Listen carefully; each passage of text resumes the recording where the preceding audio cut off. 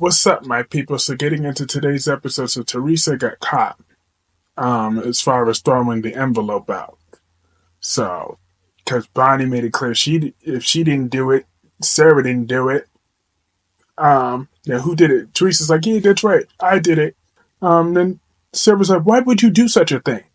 And they're like, oh no, because I thought that that she was gonna be a drunk and disrupt the wedding and blah blah blah. And but that was not your place to do that. Very out of line. And Teresa kept saying, "Oh, I'm sorry, I'm sorry, I'm sorry." And then he's like, "Well, Bonnie told her, well, no harm, no foul, because I made sure that it was mailed myself." Um, Teresa's like, "Oh shit!" She had that look on her face, like, "Mm-hmm." Yep, she got reason to be worried. Her world is about to come crashing down. But moving on from her for the time being, let's talk about her prick groom, Alex. So Alex was like, so it was a continuation of yesterday, and Alex said, well, I'm not your son, so you need to accept that. You're not my father anymore, so you just need to accept it. And Justin was just going, and Alex was just going back and forth.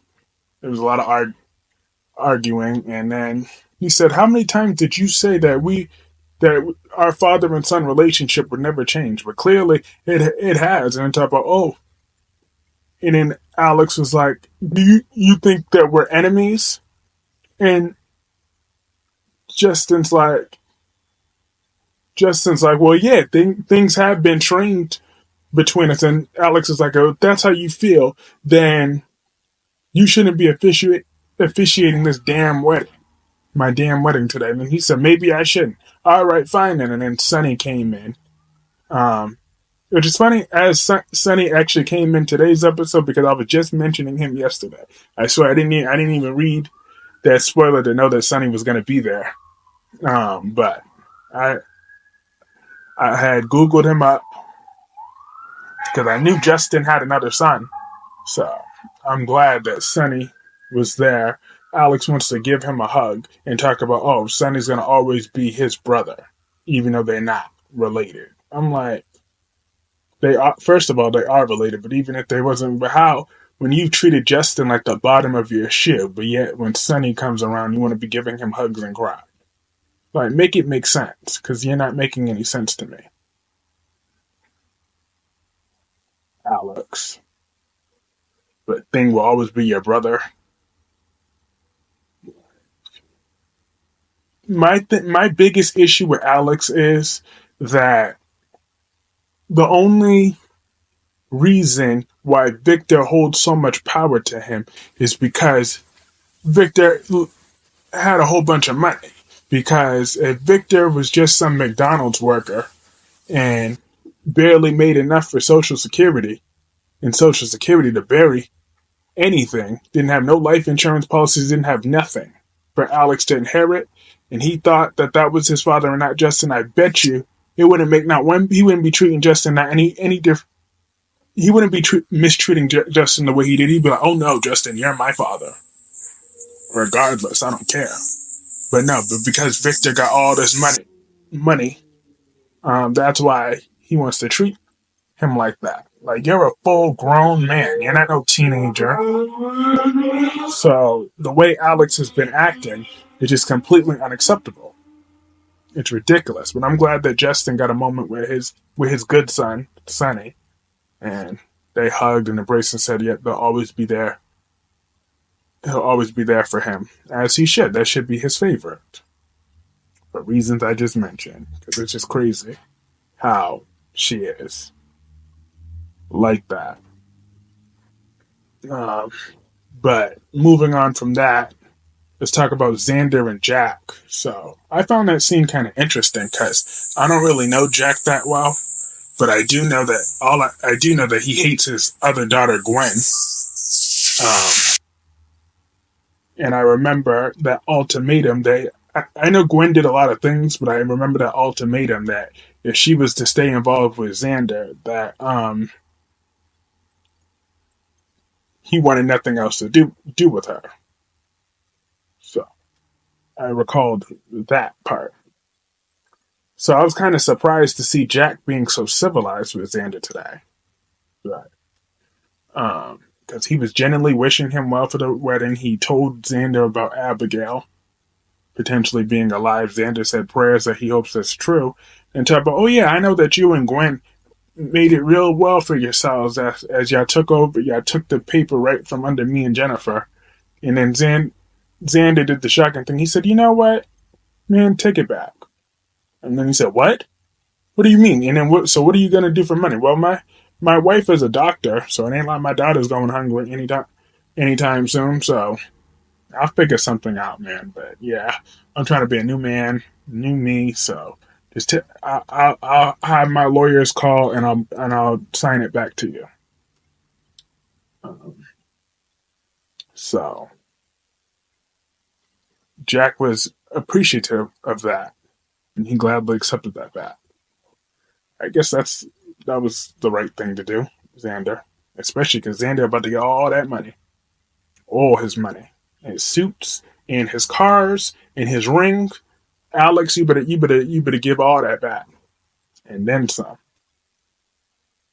And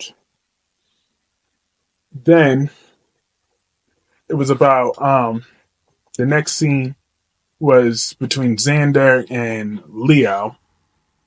So Leo's a little creep like always. Um, he was trying to see Xander in his birthday suit. But Xander's like, nah, you could leave. But Leo wasn't happy about um, Xander giving the company away to Jack. Because I know Jack don't like Leo either. So, but Leo, you still have whatever bit of money that EJ gave you.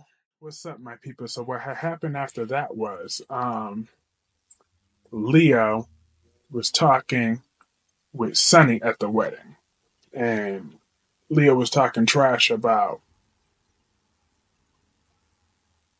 what I mean, Son about Will, and Sonny threatened to punch Leo in the face, but Leo was talking about you would be much better off without Will and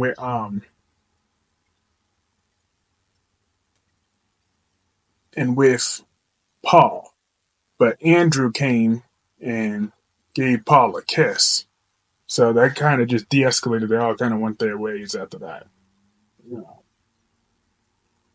you talk about, well, guess that's not an option. And speaking of Andrew, he was talking to Teresa when he popped up in there. She acted like she was excited to see him.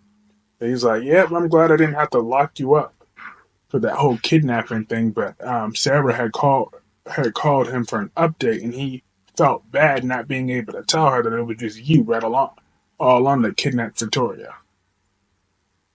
Um, so he's not happy about that. But that part will eventually come out, I'm sure, on Monday or sooner, rather than later, hopefully. And then let's get to the double weddings. Um, but actually, no, one more thing before we start talking about the double weddings. Let's talk about how Brady and Paul were having a conversation, talking about, come on, you're telling me Teresa's the one that got away? Please. And then, but Brady's just in his feelings. He's going to break his sobriety for her. I'm like, get out of here. I mean, Brady may be a 4 and nothing more, but you're going to break your sobriety for Teresa? Yeah, okay. Um, but they moved up. But moving on now, finally, to this double wedding. Um, I ha- they were Bonnie had her little dingbat moment when she's like, "Oh no, we forgot the very important detail of who's gonna get married first." And tell about, well, I guess thing should go first since Sarah and Xander are the main event that people actually came here for. But So, but and then she did a coin flip, and then that still wasn't good enough for her. And they was like, for God's sake, we'll go first. So Teresa and Alex got married. I fast forwarded literally every single second of their vows. I don't know what they said. I know I was annoyed. But I do know that they were pronounced husband and wife. And then we got to Sarah and Xander's portion. That's when Xander's mother came in. And this woman, she's interesting. Like, her accent makes her stand out. Like, you figured, like, you could tell she's a little older, but that accent really does wonders for her. So I can't wait to hear what she has to say on Monday. That should be some fireworks. But yeah, that was pretty much everything in today's episode. Let me know what y'all thought about this episode in the comment section below. And I will see you all tomorrow in my regular stream. And members, I'll see you later tonight.